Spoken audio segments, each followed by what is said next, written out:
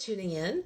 Whether you're with us live or you're watching the recording later on, I'm happy that you're here. Boy, do I have a great book to talk with you about today, and a wonderful author.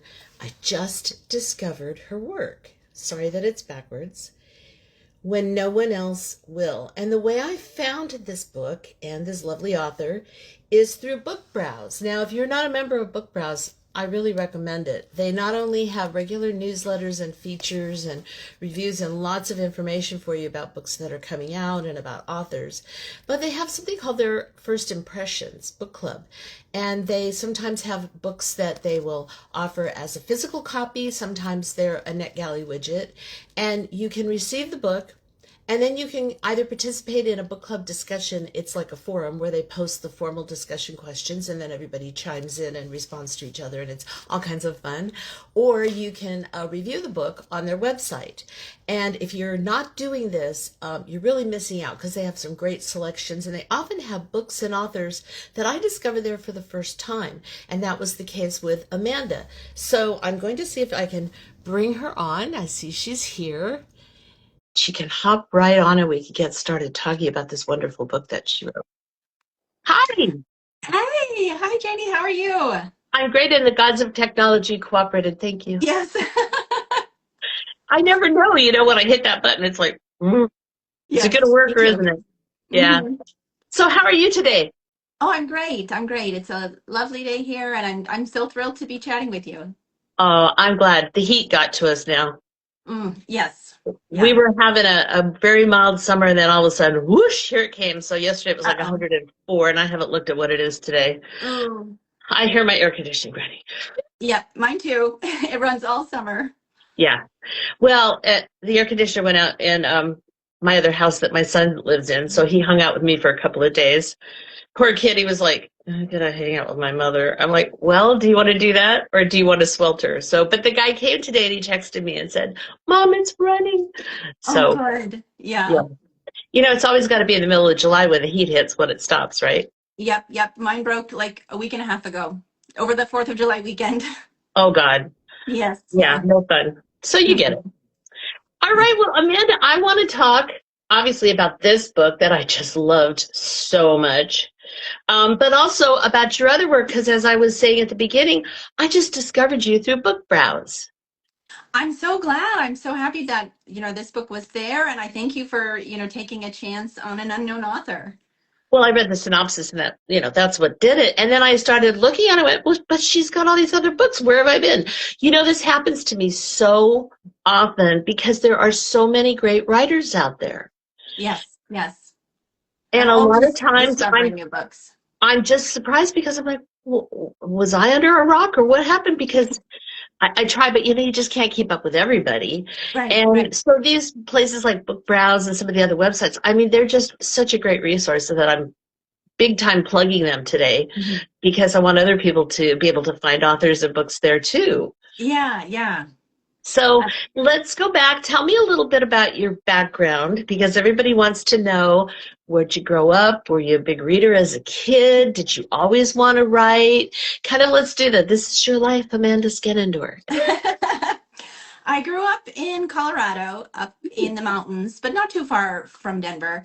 Enough that we could like plan a trip down the mountain on the weekend to do all the normal things that people did, like go to the movies or, gosh, bum around the mall. That was really big when I was young. I've always loved stories and I loved writing, but I was not a big reader. I'm dyslexic and I had a really hard time learning to read. Hmm. So in the beginning, I'm so thankful. My parents, they read to me a lot. And that's how I think I really was able to still like connect with books, even though they were so hard for me to like work through myself.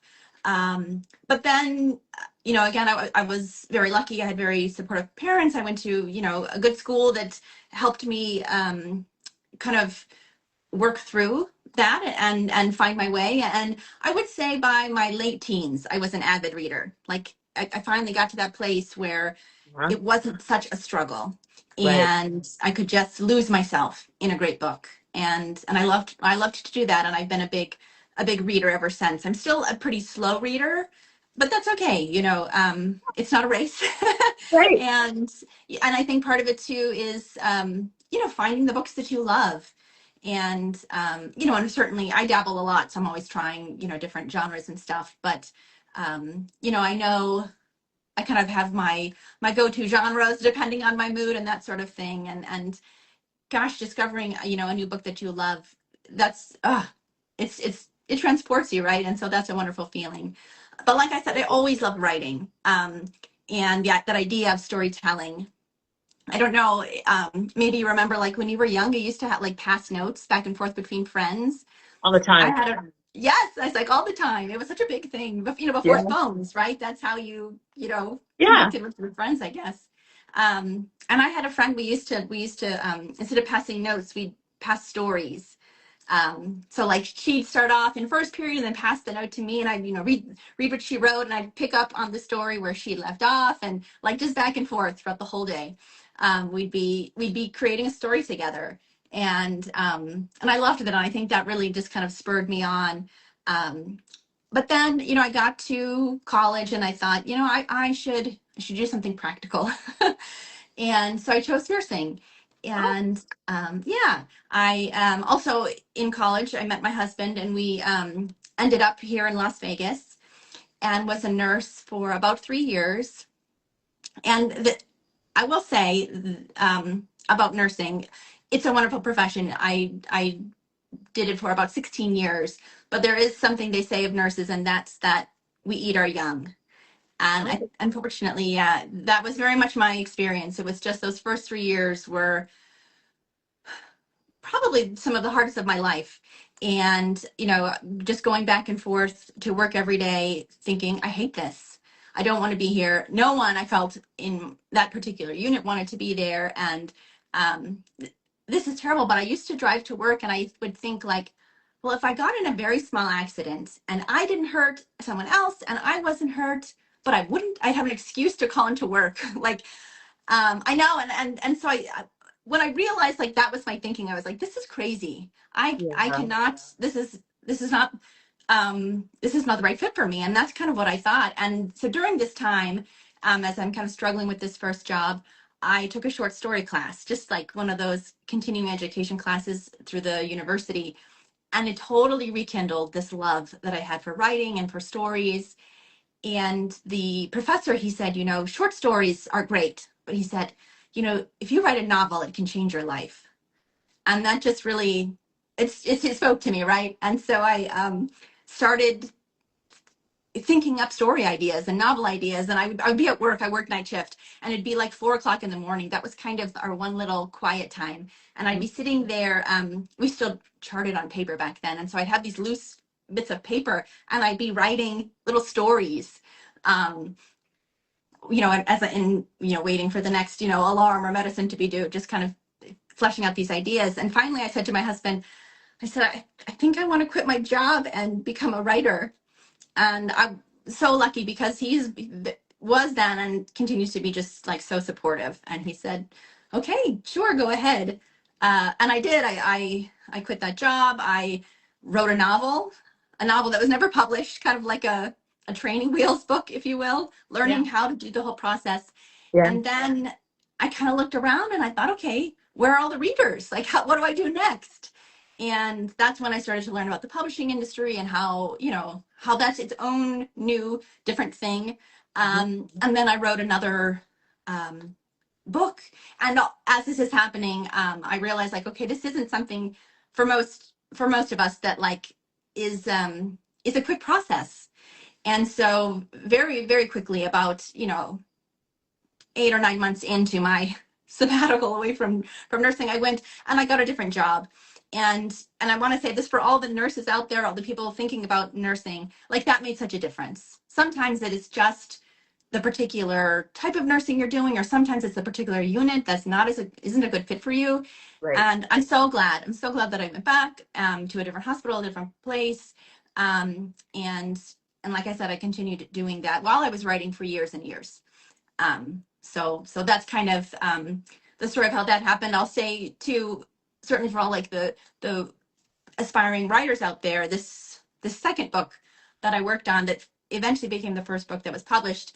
That took me about 5.5 years to write and edit before I found an agent and a publisher.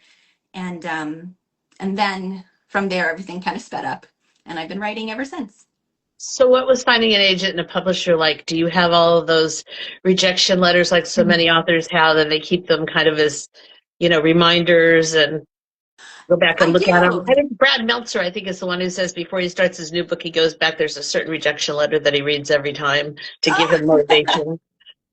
That's a great idea. I do. I actually have a whole little spreadsheet where of all of the agents that I had queried, all of the correspondence that we had, and it's such a tough process. I mean, there were dozens and dozens of agents, and a couple of times, and I'm so grateful for this, but a couple of times I came so close where agents really took the time to read the full book, to make incredible suggestions. But then in the end declined to represent the book, and that was both, again, like such a blessing, but like an utter heartbreak because Right. you're just so hopeful, you do all this work, but then you eventually, you're learning as you go, and you're just learning more and more, and really striving, I think, to make the book as good as it can be. And finally, you get to this place where you think, okay, maybe this time I'm really ready. And then it's amazing. And it's also its own brand new journey, because Right. I found my agent, and he says to me, okay, we'll start, pitching to these publishers. But he said, I've got to be honest with you. Um, Only about half of my first time authors will find a publishing house, will find, with their first book. And I thought, what? I thought all the hard work and all the rejections was over by the time I found an agent. And that's not the case. And Right. even into your career, there are just ups and downs, and new challenges, and new wonderful things to be excited about, and new, I would say, like, struggles to overcome. So what was that first book then that was published? It's called Between Earth and Sky. Okay. And Yes. what was that one about? Because I looked on your website, but I want everybody to hear about your other books, and then we'll get to this one. So what's just the quick synopsis? What's that one about? That one is it's set in the era of the Indian boarding schools at the turn of the 20th century, about a man who was on trial for murder. Mm. Um, and the woman, they actually were at school together, one of these schools, and she's trying to prove him innocent. Um, so that was my first book, and then all of my subsequent 5 books. That book doesn't have a lot to do with my nursing background, but all of my subsequent books, they have elements, I would say, of like medical history. I write historical fiction. That's all I've ever written. So I'm very interested, of course, in the past. I love history. Yeah. And I'm kind of interested in those moments where there's something that I'm like, oh, I didn't know that happened, or I didn't know it happened in that way, and that was certainly true with Between Earth and Sky. I didn't even know anything about the Native American boarding schools, right? That's not something that we learned growing up. So it was something I wanted to discover. And then every book since has been a discovery for me about some little piece of history that just is like, oh, that's interesting. That's important. Let's explore this more. Uh-huh. So is that how you get your ideas? You find something you didn't know about, and then let's see if this would make a book? Is that Right, how right. it goes? Yeah. Yeah. Just something it kind of piques my interest, and I'll dig a little bit more and see, like, is there something here that can be fleshed out into a full story? Every day I seem to hear about something and go, they never told us that in history class. Right.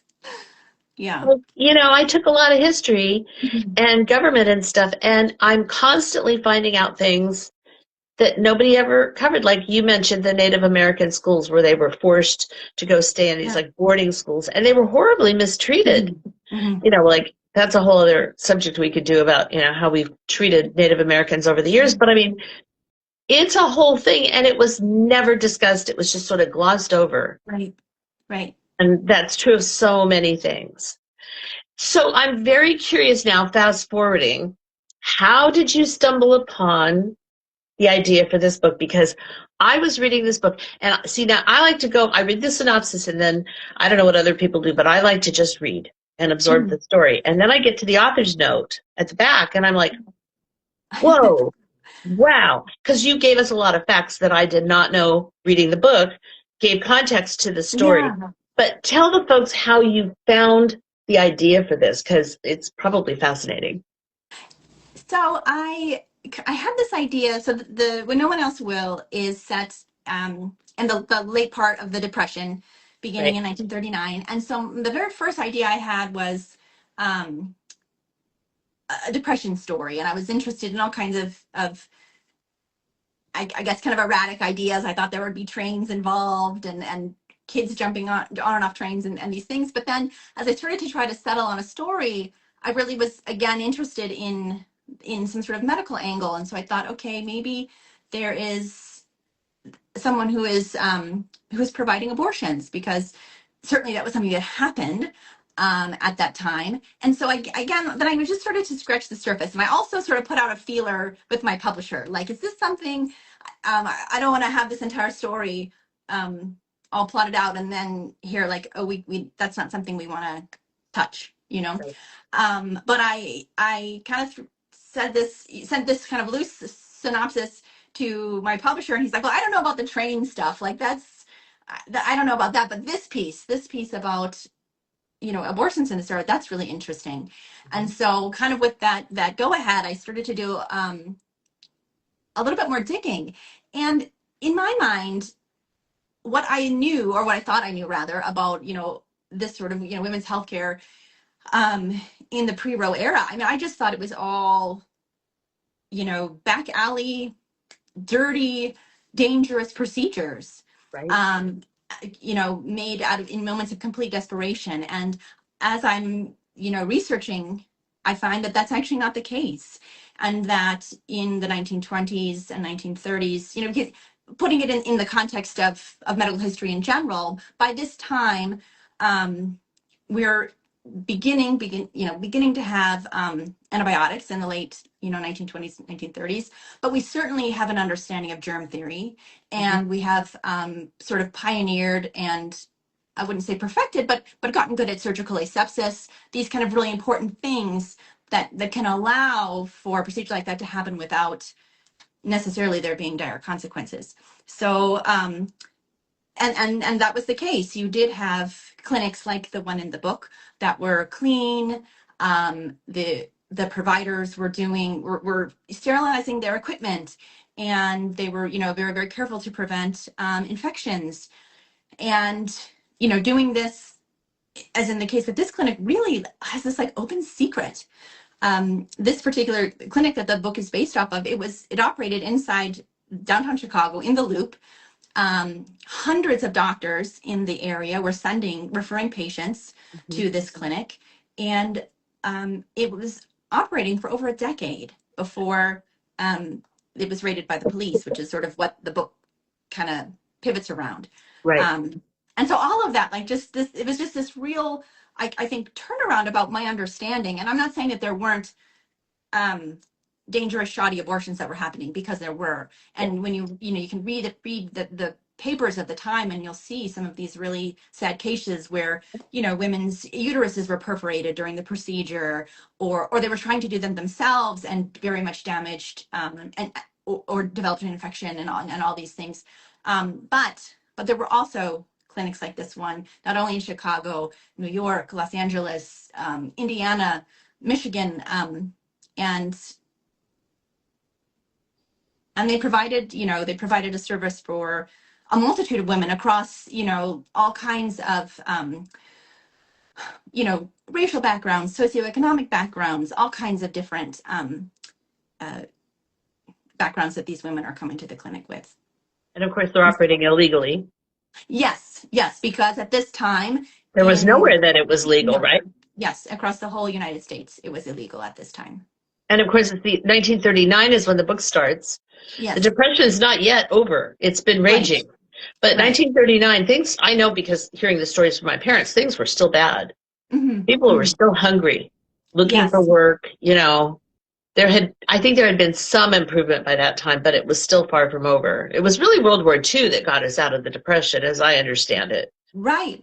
That was a big driver, and all of the industry that developed around that. And so Right. exactly what you said. And that kind of is a is an important point in the book, that the main character, she's a nurse, Right. and she's not looking to do this particular type of nursing, but she's desperate. Her family is desperate, and this is Right. the only job she can find. Right. So tell us how you came up with Mimi, the main character, because she's fascinating. And, I do want to say something before we go any further for people watching. Abortion is still a hot topic in this country. It's still a very controversial topic. I remember when my son came home from school and they were doing these senior projects. I don't know if they still do them. And they had to pick some big controversial subject, And one of the big topics was, of course, abortion. And, he said somebody already grabbed that one, Mom, because people were anxious to write about it, research it, present it to their class. But it was still, the teacher was giving some warnings before the presentation was going to be made, and, making sure that the parents were aware of what was going on and all that kind of stuff.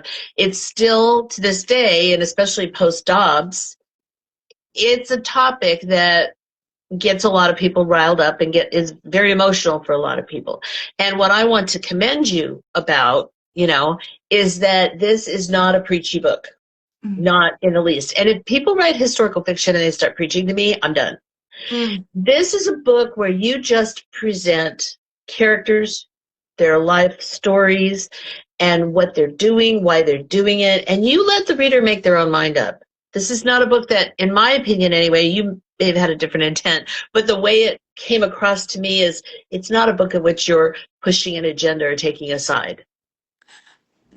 I'm so glad that you said that, and that was absolutely my intent, because I know that this is a delicate subject, and I know that it is something people feel very, very strongly about. And it's also a subject that I just wish that we could talk a little bit more about, and Right. across the aisle, so to speak, about the Yes. issue. Yes. And so I very much wanted to keep my feelings, my opinions out of it, and just sort of present the characters and the history. Right. And that is why I crafted Mimi, the main character, the way that I did. This is the first time that I've written. My books are all, of course, grounded in history. That's a very big part of writing historical fiction. But this is the first time I was writing about real people. And just about everyone in the story, except Mimi and her family, are real. But Yeah. I think, the space to fictionalize Mimi, so that I could present something that I very much tried to be nuanced, and not to be, like you said, this real kind of preachy, polemic thing where, she's very conflicted. Right. And like I said, she trained as a nurse. That was kind of how she got out of her small town. But one of the realities of nursing at the time, in the 1920s and even through the 1930s, was that, like, you weren't really supposed to get married. There was this, and that's not to say that nurses didn't. There's certainly many nurses did, but there was this feeling of, like, you would be a nurse for a while, and then you would, and it wasn't just nursing. So many professions that women had, Yeah. that was maybe something that you did before you got married, or to find a husband, so that you could you know then just then be a wife and a homemaker. And so that's what happens to Mimi. And she goes to nursing school, works for only a few months, because she meets her husband sort of at the end of nursing school. He's a baseball player, and they get married, and she spends the next 10 years raising a family. And it's not until he loses his he has an injury and is kicked off the team, that suddenly their family is in these, very dire financial straits. Their house, or they're about to lose their house, that she decides she's going to go back to work. But she's Right. been out of the profession for 10 years. It's like you mentioned, we're still in the grips of the Depression, and it's against that backdrop that she finds really the only door open to her, and certainly the only door that will allow her to have some sort of semblance of home life with her family, is this clinic. And she doesn't even realize what she's walking into when she just kind of gets a referral from a friend that she reconnects with from nursing school, and shows up at this clinic. And her first reaction is like, oh no, I'm not going to do that. Like, that's illegal. Right. Um, and beyond any sort of moral compunctions that she might have, like that's against the law. And so then the story is sort of following Mimi as she, you know, goes back to the clinic because again she's desperate for work, and then realizing that this is not such a black and white issue, and that they're, you know, she's of course interacting with the patients that are coming there, and a lot of her assumptions about the people, the patients, and the reasons that they might be coming to the clinic are challenged as the story goes on. Right. And they are very diverse reasons. I mean, not every woman that comes through the door, and you did a great job of illustrating that, from the very beautiful, poshly dressed woman to the one who's just beyond desperate and has like a bunch of kids already and just doesn't know what else to do. You really did a good job of creating these various characters showing many different sides of the issue so that people can use their brains and think about it and come to their own conclusions. Like, what would I do, right? You threw something else in here that I found interesting. Her mother-in-law lives with them. Yes. For work, okay?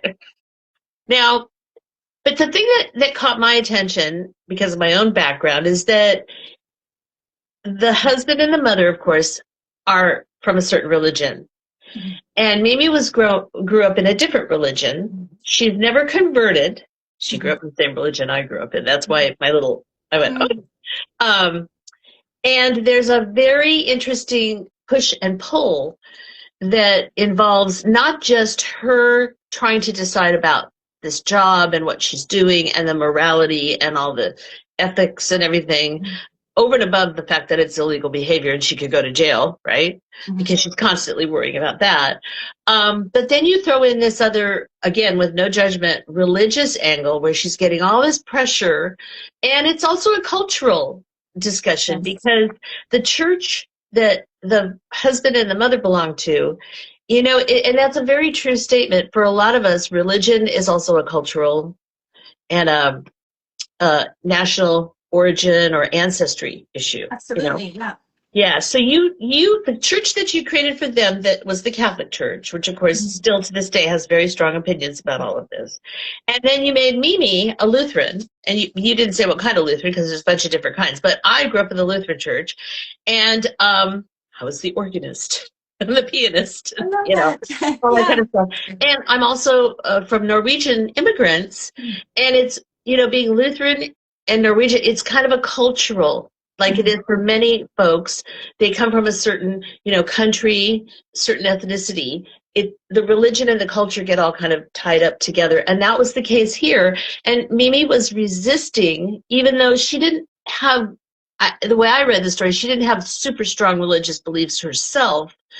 She still wasn't ready to take that plunge and join the other group. And the other group, you know, they were like not welcoming.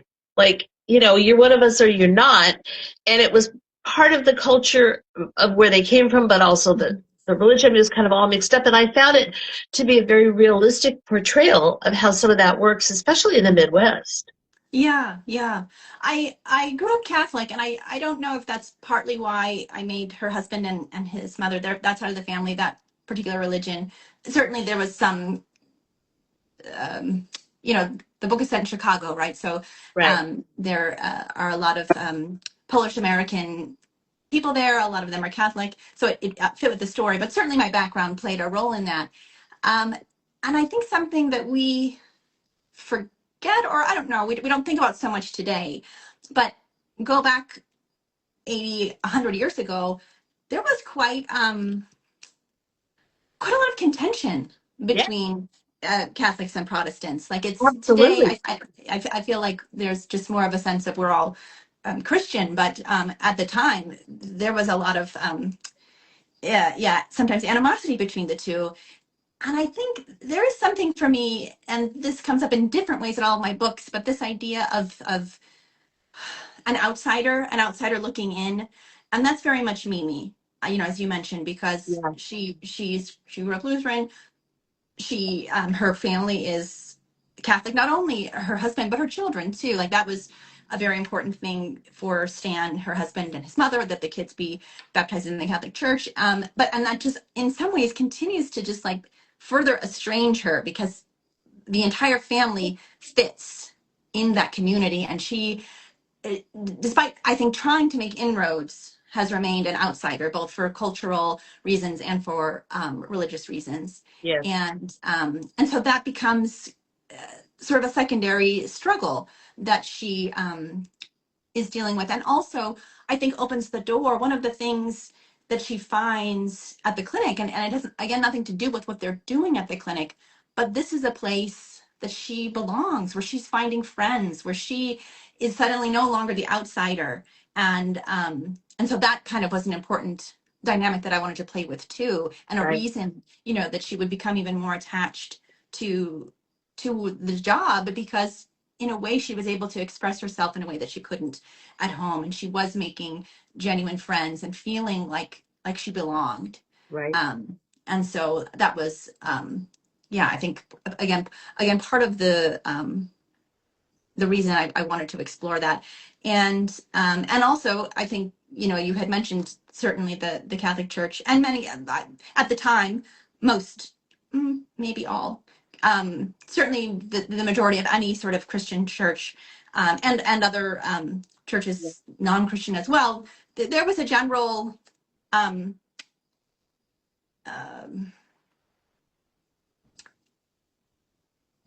aberration against abortion. Like, it was not accepted, certainly in the Catholic Church, but in many other churches as well. And so, I mean, that's, when you write historical fiction, you've got to look at what is the reality of the time. And that's what, that was very much something I wanted to explore too, because you mentioned it's such a hot topic issue right now, very much a light and raw issue.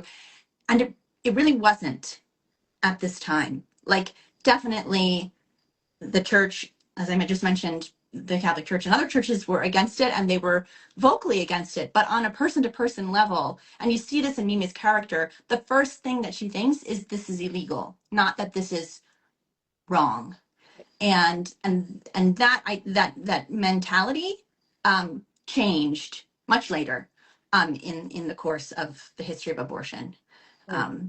So Well, and birth that was control also something too. we started to do. It wasn't just abortion, it was birth control. So let's put this into perspective. I mean, you've really written a book in many ways about female empowerment and about a woman finding her own way in the world, because a woman could not get birth control without her husband signing off, right? Yeah. A woman could not buy a house. You couldn't have a mortgage. Which when I found that out, I was just astounded. Like, it wasn't until I think the 50s that a woman could finally get a mortgage. I remember distinctly when my mother finally got her own credit card. Yes. You couldn't get a credit card till 1974, and I remember when the credit card came in the mail from Macy's, and my mother was ecstatic, and because you know what it had on the card? It had her name. It didn't say Mrs. somebody else. In fact, I told somebody one day, when we had to clean out the house, the other house that my son lives in is the house I grew up in. And when my father had died, my mother lived there for a number of years afterwards, but she had to go to assisted living. She couldn't live alone. We had to clean out the house, right? Because I bought my sister out, and then my husband and my two boys moved in. So I'm sitting in the back room that my mother had. It used to be my bedroom. She turned it into like an office, and she never threw anything away. That Depression era group, right? And said, I could have started a coffee pot museum. I could have started a canceled check museum. And what was fascinating, because I had to go back to 1957 and shred checks, because she'd never thrown away a canceled check. And in those days, the bank sent them to you, right? Yeah. And she still had the same bank account. Because we were paying for her, her assisted living costs, and I couldn't just leave them laying around. Well, they started out, first of all, it didn't even have a full telephone number on it, right? Because in those days you had like the letter. Yeah. It didn't have an address on it, and it didn't have. It said, my father's name and then Mrs. So-and-so. Yeah. And so watching her signature change too, it started from Mrs. Kenneth, Yes. and then later on, she, then Mrs. Ken, she got tired of writing out Kenneth, and then it would it just was like these transitions until finally it was just her name and her middle initial. That's what was on the checks. That's what she was writing. And I thought, that had to feel so good because, Yeah. like Mimi in the book, she's not handling the money, Mhm. Yeah. because she's been home for 10 years or whatever it is. And her husband was making, good money as a baseball player. She's got to figure out now, like, what are the bills? How do I pay them? How much? What can I sell? I mean, she is really, in many ways, it's a coming of age book. She has to learn how Yeah. to live. She has all of this going on because her husband, spoiler alert, you're going to want to slap that guy around. But anyway, and you have to give us Yeah. somebody like that. Because I was like, oh no, my boot would be on his behind. But anyway, and of course, divorce is not an option. Right. And she has 2 young children. But, she's having to figure out so many things.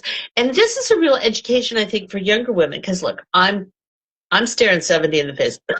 Can't even say it. But, for younger women growing up in a world where it's just assumed that we can do all these things, which is fabulous, right?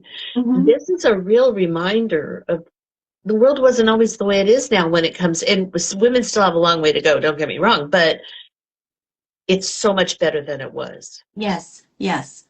Absolutely. And I love that story about your mom and the way that her signature is evolving. It is so emblematic of being able Yeah. to find, and it's, to me, I mean, it's not about not necessarily like loving your father or even being happy to be married, but just also having space to be herself and Yeah, her it own wasn't anything person. about that. She never disrespected him. She never looked down on the fact, because she didn't work. She never looked down on the fact that he was the one that was coming home and, making the money. She certainly worked hard at home. It was mutual respect in a very egalitarian household. My father was very much a feminist, way back in the day. But there's still that sense of I want to be me. Yes. you know Yeah. and I have old Lutheran church cookbooks from South Dakota. And my kids got such a bang out of it because they started flipping through going, how come everybody in here is Mrs. somebody else? Yes. Like, what's Yeah. this deal, Mom? Because I never allowed myself to be called Mrs. Cease. Never, not once. Mhm. It was Mhm. always Ms. Never was it Yeah. ever Mrs. I just, no, I'm not Mrs. somebody else. In fact, that's another story. But anyway, I wouldn't change my name today, but anyway, that's another discussion. But yeah, I mean, so it's a real education from a number of different angles. Now, you also give her some other characters. She has a great best friend Mm. who's also involved in this work. Yes. And then, Mimi, we don't want to spoil anything, but Mimi has a lot of really kind of traumatic experiences that she goes Mm. through that are part of forming this whole new finding of herself. How long did it take you to write this book? From the time you got the idea till you got, you were ready to send it in for someone else to look at for Yeah. potential publication. Was it a long process? It was about 18 months. So, yeah, give or take a few months. Yeah. I kind of start, like I mentioned, with this idea. And then the next step for me, because I'm drawn to things that I don't know a ton about, then there's a big research period. Yes, I was just going Um, to ask about that. yeah. So like with this book, we kind of alluded there's a trial that's pretty pivotal Yeah, in the book. And one of the things I did is I requested, I purchased what was it, like 800 pages of the court transcripts, the full court transcripts from this trial, for a couple of reasons. One, I wanted to understand the trial in detail. And I will say, like, a lot of those pages, I didn't even know this, but when I get there, I start looking through this. I was like, oh, there's so much like legalese before we even get to like what's actually being said and happening. But I also wanted to understand the clinic. yeah, And we had talked about some of the women that Mimi meets at the clinic. And what's so amazing about these court transcripts is that they interviewed, I think, 24 or 26 women who had been at this clinic, this real clinic in Chicago, right?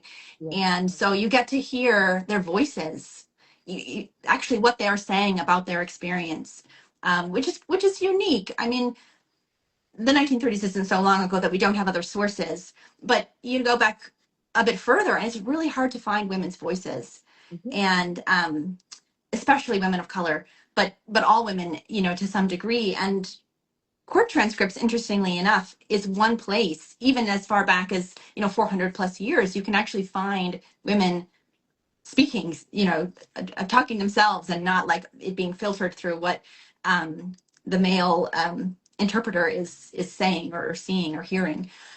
So that was really, really neat. And then I spent, a good deal of time, going through these transcripts, and then of course just learning about about Chicago at this time, about the Depression, about, a little bit about baseball, a little bit about all these various things that kind of form the foundation of the story. And then I start to write. And once I get started from that point where I feel like I've got a good foundation of research, I try to write without stopping too much.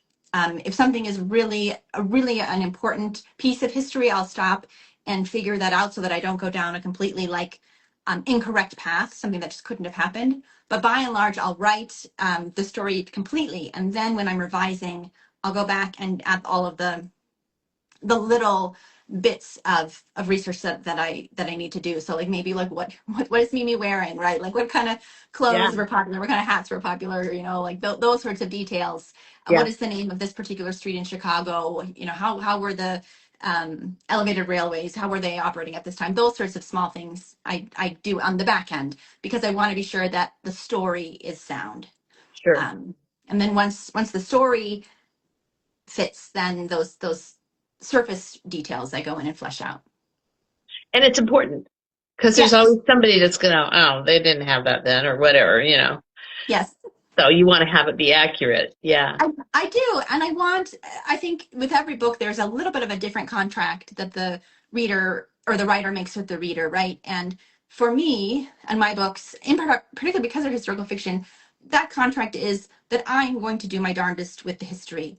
And I'm going to make sure that I, you know, have really been diligent about the research. And so that as you're reading, you might not know what exactly happened, or did it happen in that exact way, but that the overall story is rooted in truth and history insofar as that I can uncover it. And then you mentioned you can get to the author's note and see a little bit more about what is fact, where did I wiggle a little bit for the sake of the story. Right. And I really recommend that people just pick it up and start reading. Don't read the author's note first. Really, it was Yeah, that so one. illuminating for me. And I think it just created a bigger impact on me to find out when I read your note at the end what was real and what wasn't. It was very impactful. So I recommend you do it that way. I really do. Yeah. Now, this is also a contemporary book, and I think that goes kind of without saying based on what we've already discussed, that given that this issue is still very much in the headlines, it's still very much being debated, Yeah. and we don't need to take sides about any of it. People have to make up their own minds. But if you really want to read a book from a historical perspective that looks at the issues, looks at what women deal with, you know, what they have to consider, all those sorts of things, then this is an excellent book for that purpose. Let's go back for a minute. So this is your sixth book? Yes. Yeah. Okay, so the first one was Native Americans in boarding schools. So give me just a quick rundown of the in-between. There's four in Yes. between. What historical eras and topics do they touch on? Because I'm going Yeah. to go load up my Kindle with them. Oh, thank you. Well, I want to read more because if you handle them all with the skill that you handled this subject, then I know you could probably write anything, because this had to be done. What is it? The Wicked Witch says, delicately, right? Yes, it is. But I mean, really, there has to be some nuance and Yes. diplomacy, I guess would maybe be another word, to write a book like this and to have it come off in such a straightforward fashion where you really do challenge readers, make up your own mind. That's a skill. Do not underestimate that as a skill. And so I want to hear about what else you've done that with. Thank you. My second book is set in Reconstruction era New Orleans, Oh, and it's about an undertaker's assistant.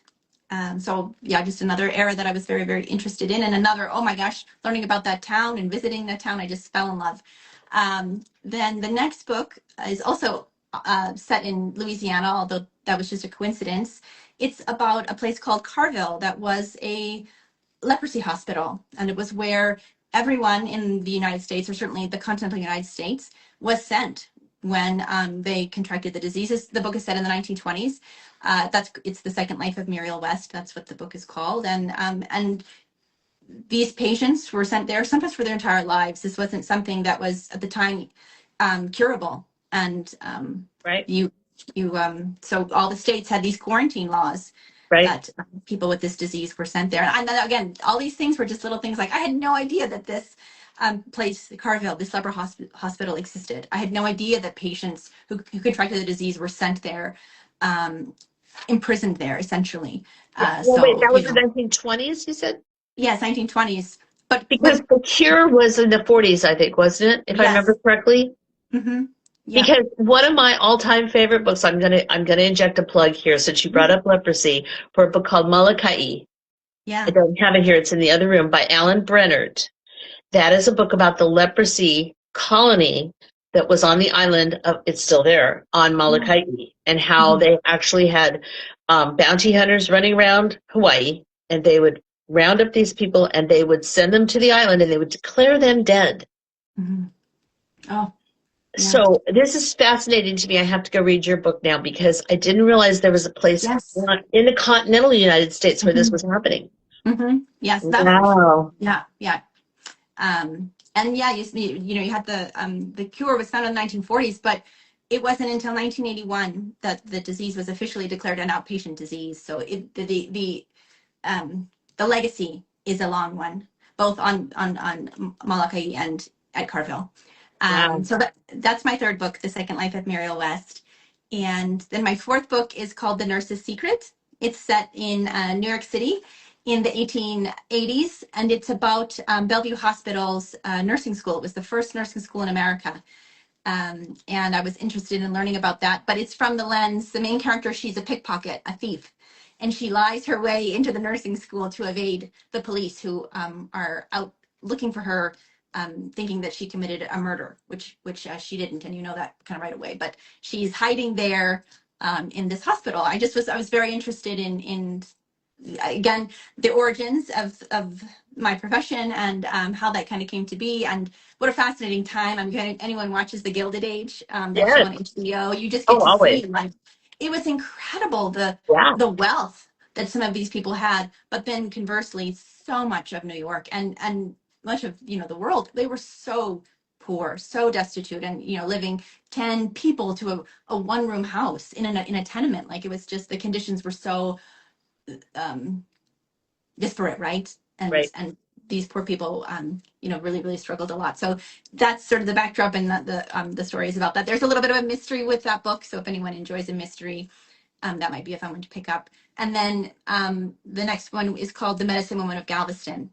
And that book centers around kind of looking at a couple of things, but it takes place in 1900. So it's about a female physician. So I was interested in the beginnings of women in medicine, particularly as physicians. And she joins a traveling medicine show. And so they're hawking like, revivifying rattlesnake oil and miraculous corn busting cure. And this troupe, that's part of the medicine show, they wind up in Galveston, Texas, on the eve of the Great Hurricane, which was the deadliest natural disaster in U.S. history. And so, of course, in the aftermath of that horrific disaster, she is called upon, of course, to use her skills as a physician to help the people on the island. Oh my gosh, these all sound so fascinating. Thank you. Do you just have more fun researching and writing these books? Oh, I do. I love research and I love writing. They're like the two twin things that I just really much enjoy. And it's sometimes hard to pull myself away from the research and be like, no, you gotta get to the story now. But it's I mean, there are days that it is so difficult and so hard, and you're just like sitting there typing and you're like, this is the worst story ever. But it's overall just it's wonderful, and I'm so very grateful to be able to do this, to do what I love. It's such a gift and a privilege. So I So is thank you this to your all the job readers now? out there. Is this your job now, or are you still It nursing? is. No, I left nursing about a year ago Okay. to do writing full time. So Good. All right. Well, I would like to see this one on the New York Times bestseller list or any bestseller list, because I think it deserves to be there. It's so fabulous. thank Um, you. are you working on something new? I know this one just came out was it February? It came out in May. May. So Oh, okay. yeah, just So not quite 2 months ago. yeah, this is Um, pretty hot off the press, but do you have something else that you're working on? I do. I'm going back to the 1920s, an era that I'm fascinated with, and I'm looking at the sort of the beginning of modern diet culture really begins to be cemented in the 1920s, World War I and 1920s, and also the emergence of plastic surgery. That was also very much Oh, informed by World War I, but then becomes, what we think of today as plastic surgery really begins to take off in the 1920s. So no, wait a minute. You say it was informed by World War One. Was that because of the injuries that soldiers yes. sustained? Hmm. Oh, I didn't realize Yes. that. Yeah. There's a great book. It's a nonfiction book called The Facemaker by Lindsay Fitzharris, I believe. And it's like I said, it's nonfiction, and it talks about one of those doctors who, before World War I, I'm sorry, they were experimenting in reconstructive surgery, but this was really like baptism by fire. These Wow. early physicians having to treat just so many um, facial wounds that occurred during the war. Oh, And yeah. then, yeah, coming back to, back home. And then there's a little bit of a tension there between, well, do we just do reconstructive surgery for people who are,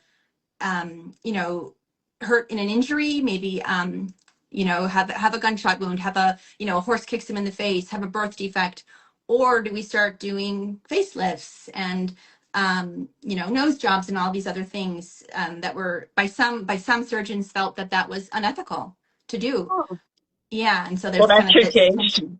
Yes. So, and Talk this is about kind of that moment where you see that changing. So I was interested in that and just these overall like ideas about beauty. But this book too, like The Nurse's Secret, there's a bit of a mystery. That's like the surface story. A girl looking for her friend, set against, of course, the silent era Hollywood and all that. So wow, that's what I'm working on. that sounds fascinating. You know who to call when Thank ready you. for somebody to read it. Absolutely. I Yeah, will. absolutely. Now, with all that you have going on and all that research, and I'm assuming that's lots of reading, do you have time to read for fun? I do. I mean, I definitely try to make time to read for fun. I'm part of a couple of different book clubs, which is nice because, not only does that kind of encourage that type of reading, but I'm reading books that I wouldn't necessarily pick for myself, that I many times end up loving. And I also will listen to audiobooks quite a bit so that I can maybe be like, doing the dishes, but also listening Yeah. to a story.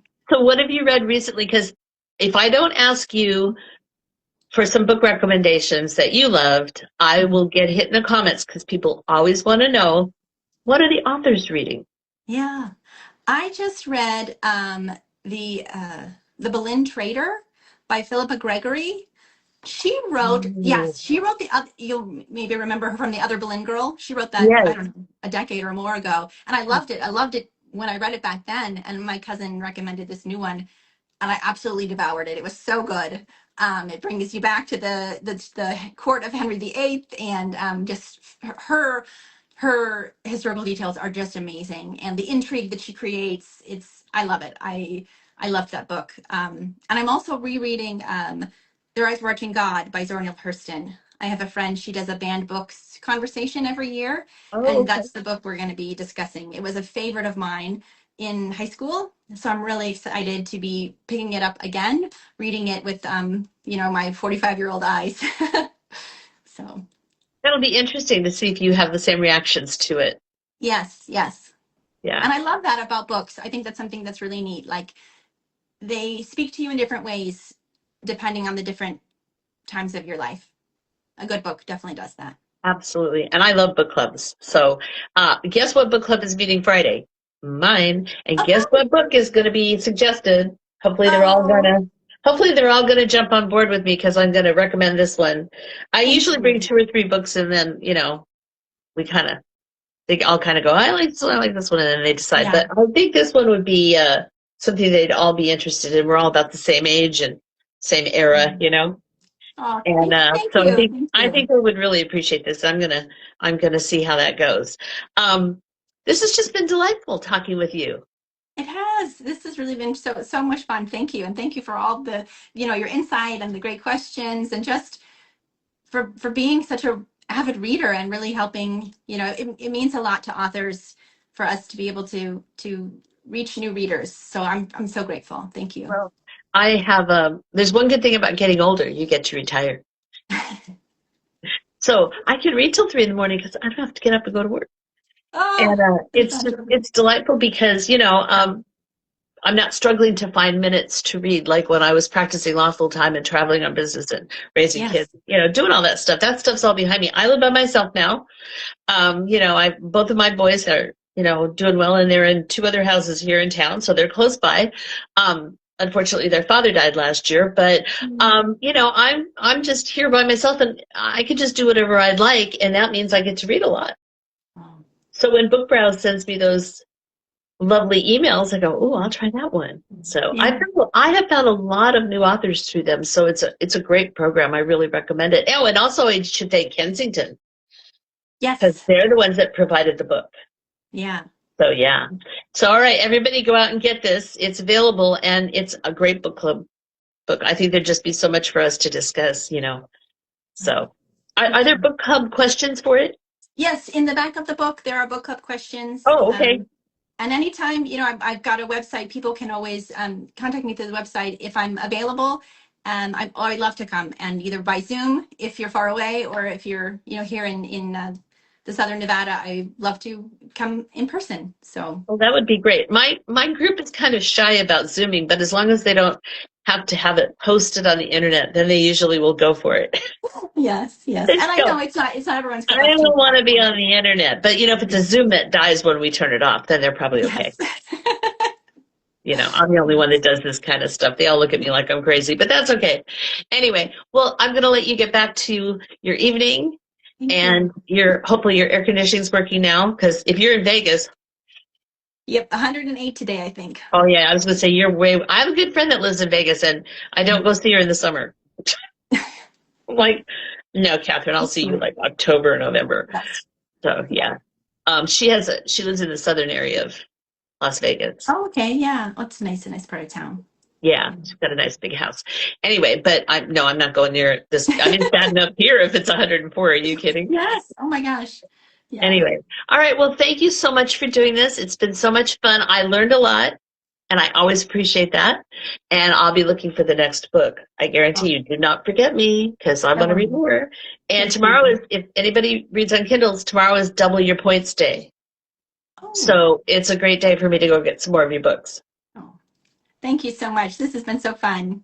Great. Thank you so much. Hopefully we can talk when you have another book out. Yes, great. Have a great evening. You too. Bye-bye. Bye.